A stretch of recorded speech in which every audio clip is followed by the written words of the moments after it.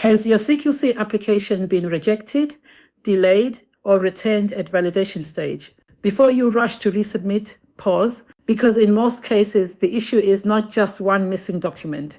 The issue is that your application is not telling one clear, consistent story, and until that changes, resubmitting the same documents is unlikely to get you a different result. Hello, I'm Angie. I support care providers across the UK with CQC registration, compliance, business planning, tenders, and care business growth. Welcome to the Care Business Rescue series, where we talk honestly about the things that are holding care businesses back and what you can actually do about them.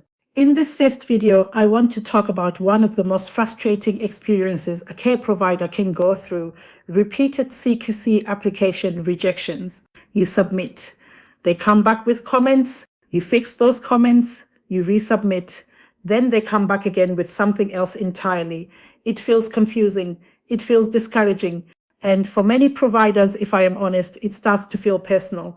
But before you give up, or before you resubmit the same documents again, let us talk about what is actually happening.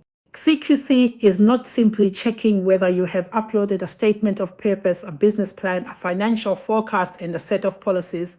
They are checking whether those documents make sense together, and this is where many applications fall apart. If your application says you are providing domiciliary care, but your policies read like a care home policy, that creates concern. If your statement of purpose says you will support people with learning disabilities and autism, but your training plan does not include any specialist training, that creates concern. If your business plan says you intend to support clients with complex needs, but your staffing model, governance structure, and financial forecast do not show how you would do that safely, that also creates concern. So the first question to ask yourself is this: do all of my documents tell the same story? Your statement of purpose is not a formality. It must clearly explain who you are, what regulated activity you are applying for, which client groups you will support, where the service will operate, how the service will be managed, how people will be kept safe, and how quality will be monitored and improved. If your statement of purpose is vague, too broad, copied from a template, or does not genuinely reflect your service model, it will weaken your application. CQC will notice, and it will raise questions they will need answered before they can move forward. A policy is not compliant simply because it looks professional. I say that because I see it regularly. Providers submit documents that look polished and detailed, but when you read them closely, they do not match the service being applied for. A domiciliary care provider should not be relying on policies written primarily for a residential setting. A supported living provider must understand and demonstrate the distinction between housing and care, and that must come through clearly in the documents.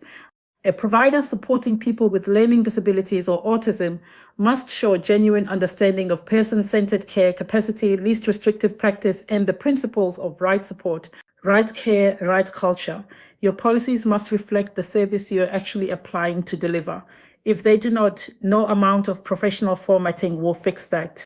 Your business plan should demonstrate that your service is realistic, safe, and sustainable. It should explain how you will recruit and train staff, how you will manage risk, how you will monitor quality, and how you will grow responsibly. Your financial forecast must also make sense. It should show realistic income projections, staffing costs, overheads, and monthly expenditure. If the numbers do not credibly support the service you say you want to provide, that will raise questions. CQC want to see that you have thought this through, not just that you have filled in the boxes. If your application has already been rejected, please do not just fix one sentence and resubmit quickly. Pause and do a proper review of the full application.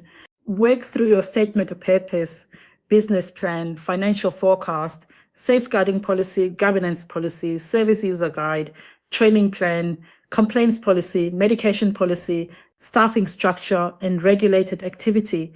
And ask yourself this: if an assessor read all of these documents together, would they get a clear, consistent, and credible picture of the service you are planning to provide and how you will keep people safe? If the answer is no, or even maybe, that is where to start. Before you resubmit, ask yourself these questions. Does my statement of purpose match my application? Do my policies genuinely reflect my service model? Does my business plan explain how the service will operate safely? Does my financial forecast include realistic monthly costs and staffing? Have I referenced the correct client groups throughout? Have I removed anything that does not apply to my service? Have I shown clear governance and accountability structures? Have I explained how staff will be recruited, trained, and supervised? Have I shown how complaints, safeguarding, and incidents will be managed?